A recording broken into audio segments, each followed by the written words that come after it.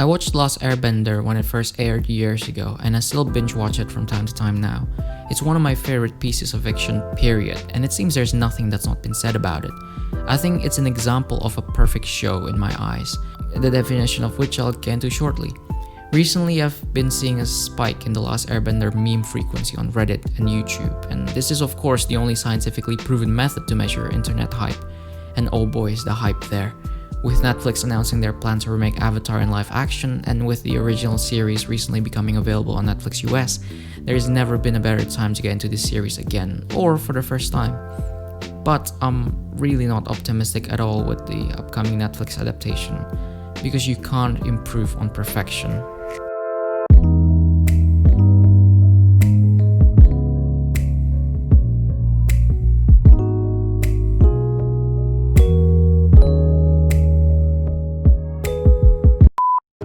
Oh no, another fan with ideas. Just hear me out.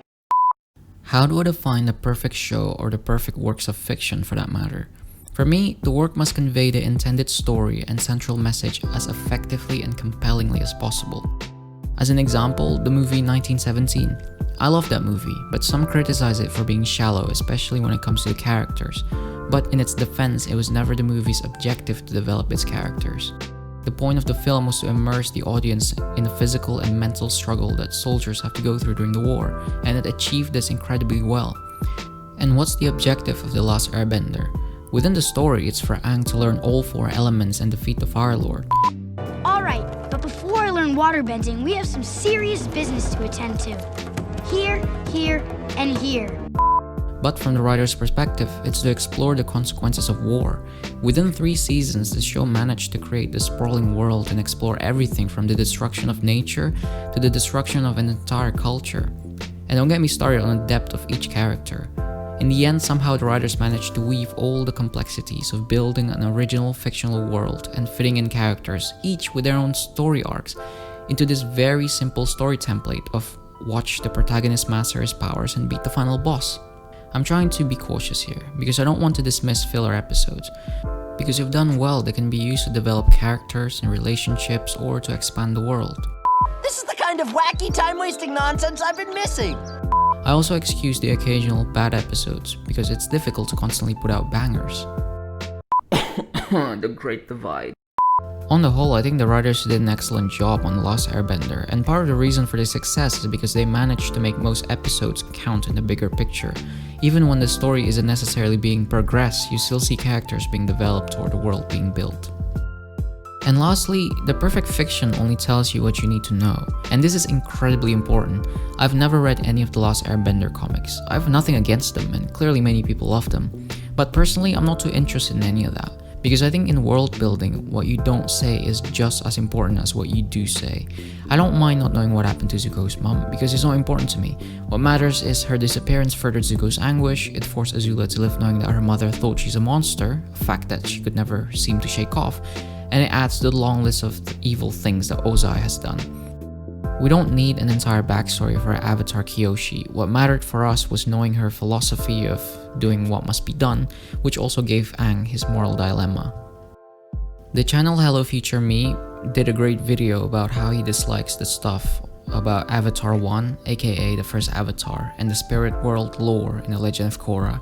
In short, it's because the canon explanation removes the allure and mystery surrounding the Avatar and the spirit world. Also, it didn't help that the spirits in Korra behave differently to that in The Last Airbender. The fact is, the unsaid stuff in fiction makes the world and lore feel much larger. Also, consuming fiction is a passive activity because we're simply taking in someone else's imagination, but being able to fill in the blanks in our mind and fan theorizing gives an interactive element to the whole thing.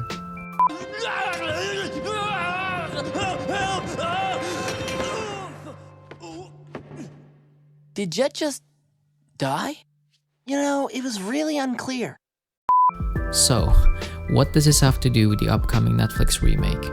Well, having seen Korra and also heard others talk about the comics, there seems to be a trend with the writers over-explaining stuff.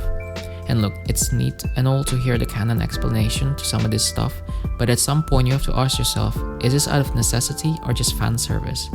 In a recent interview about the upcoming series, the creators said they'd go even deeper into the characters, story, action, and world building. Once again, I have to ask, is it necessary? Your original attempt at the series clearly showed that it's not. How will this affect the pacing? How much extra faff will result from this? Call me short-sighted, but I really don't see how anything they add will come across as anything but fanservice. And look, I truly hope they can do interesting things with their backlog of extra lore, but personally I find it difficult to see how they can improve something that is already so perfect.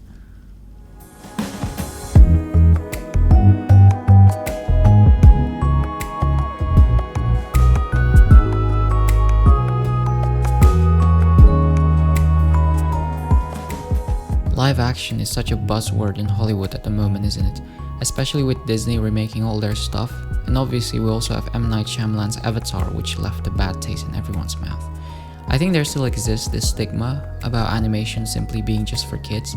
Shows like Rick and Morty, BoJack Horseman, and the growing popularity of anime in general have helped change this perception, but for some reason adapting something into live action gives an air of legitimacy in many people's eyes.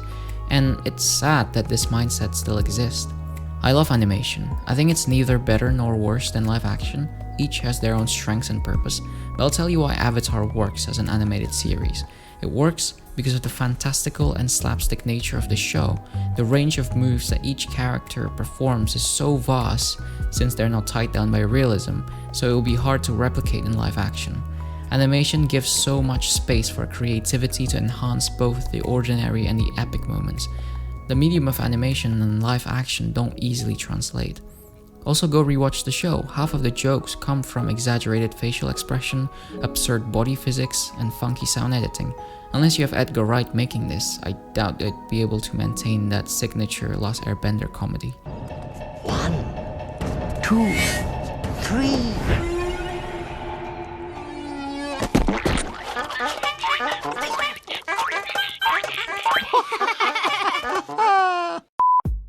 And this leads me to another thing, tonal change. If they fail with the comedy or maybe even purposefully put less emphasis on it, the tone of the series will be so different from Last Airbender. Days before the release of this video, the channel Attribution made a great video about how The Last Airbender can be such a tearjerker at times. And one of the reasons is the show's ability to balance comedic and serious moments. The fact that this was marketed as a kids show and the abundance of funny moments often catches the viewers off guard when the show decides to drop one of its more serious moments. And I don't know, man, I think Sokka is genuinely funny and it would suck if they failed to do him justice.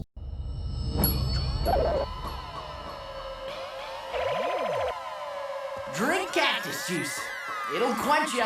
Nothing's quenchier. It's the quenchiest.